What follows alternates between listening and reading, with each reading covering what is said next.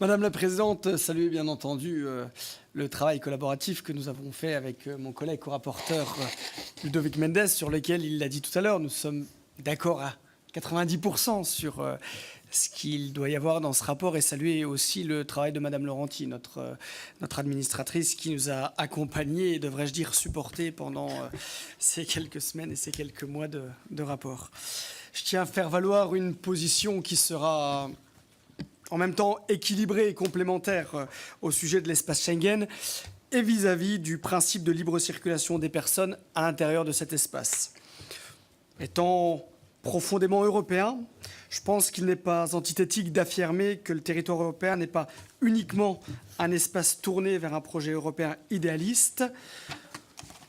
Au contraire, l'Union européenne est l'association de plusieurs pays riches de leurs traditions et de leur culture spécifique. Nous pouvons, nous, affirmer européens, sans oublier que nous sommes d'abord ancrés dans une nation et soucieux de préserver la sécurité de nos concitoyens. Ensemble, nous sommes incontestablement plus forts pour faire face aux menaces transnationales de la criminalité organisée ou du terrorisme, ou encore pour organiser nos économies au sein d'un grand marché de 550 millions de consommateurs. En revanche, les États membres doivent aussi rester libres de définir les meilleurs moyens pour assurer la sécurité publique sur leur territoire national. Comment peut-on considérer que la sécurité de la Grèce, par exemple, territoire constitué de plus de 4000 îles au milieu de la Méditerranée et à proximité du Moyen-Orient, peut être comparée à la situation de la Pologne, qui est un État continental sans phénomène connu de grande criminalité ou de trafic d'armes? De même, en termes de menaces, la situation de la France est très différente de l'Allemagne du fait de son positionnement géographique, de l'existence d'un État fédéral d'un côté et centralisé de l'autre, et d'une implication différente sur le terrain des opérations extérieures, comme au Sahel par exemple.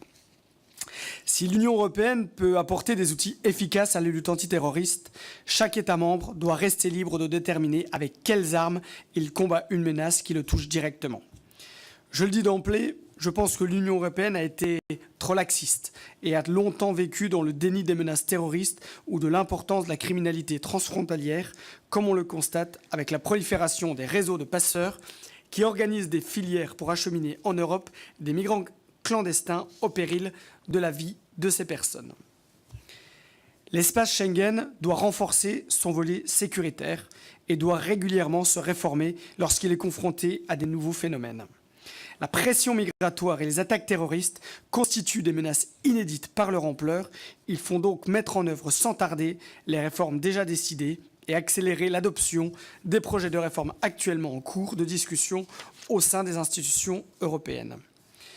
Félicitons-nous des nouvelles missions attribuées à l'agence Frontex depuis l'adoption du nouveau règlement européen relatif au corps européen de garde-frontières et de garde-côtes de septembre 2016.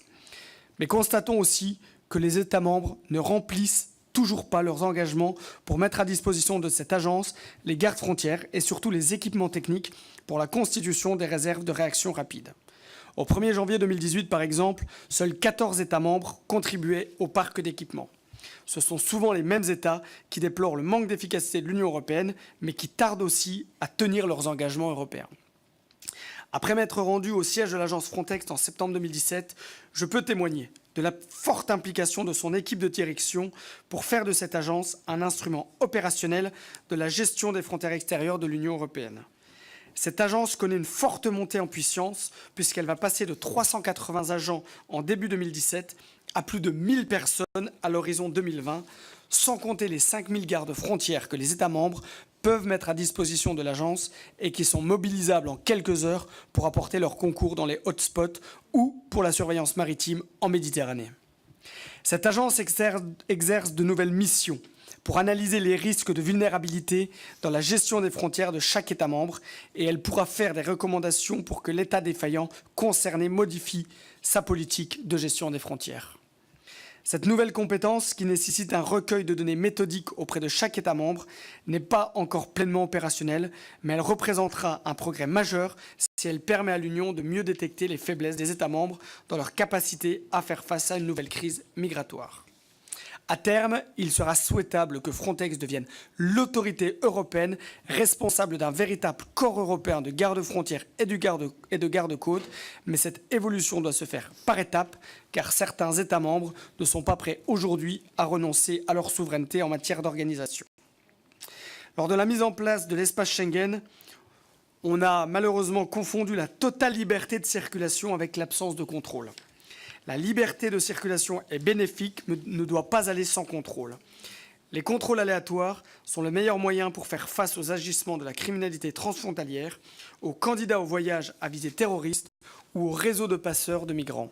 Il faut faire en sorte que quelqu'un qui veut traverser l'espace Schengen et qui a déjà passé un premier contrôle à la frontière extérieure puisse en trouver un deuxième, voire plusieurs, à tout moment lors de ses déplacements. C'est pourquoi je plaide aussi pour un renforcement de la coopération policière entre États membres pour parvenir à disposer de davantage d'informations sur les personnes ayant un profil terroriste ou de délinquants de droit commun, et aussi sur la possibilité de rétablir des contrôles aux frontières nationales sans que la procédure de rétablissement ne soit trop complexe.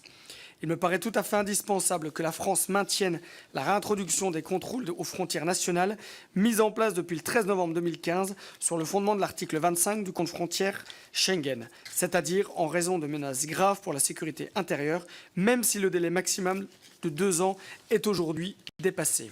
La Commission européenne a d'ailleurs présenté un nouveau projet de règlement pour revoir les règles relatives à la réintroduction des contrôles aux frontières nationales en septembre 2017. Le texte proposé comporte des contraintes procédurales beaucoup trop fortes, mais il représente néanmoins un progrès, car la durée maximale pourrait être portée à 3 ans. Même si les négociations s'annoncent difficiles entre les autorités européennes, il est indispensable que ce texte soit adopté dans des délais rapides. En conclusion, la libre circulation des personnes et des marchandises est au cœur de la construction européenne, mais il faut résolument armer l'espace Schengen pour le rendre plus solide face aux menaces. Laissons faire l'Union européenne ce pourquoi elle est vraiment efficace et laissons aussi aux États membres la responsabilité d'une partie de leur sécurité intérieure. Donc oui à plus d'Europe pour parvenir à améliorer et rendre interopérables des systèmes d'information grâce à une interface de recherche unique au niveau européen. Oui à plus d'Europe pour une coopération policière efficace et grâce à une agence Europol renforcée, et donnons les moyens financiers et humains pour assurer pleinement le fonctionnement optimal de l'espace Schengen. Merci. Merci, monsieur.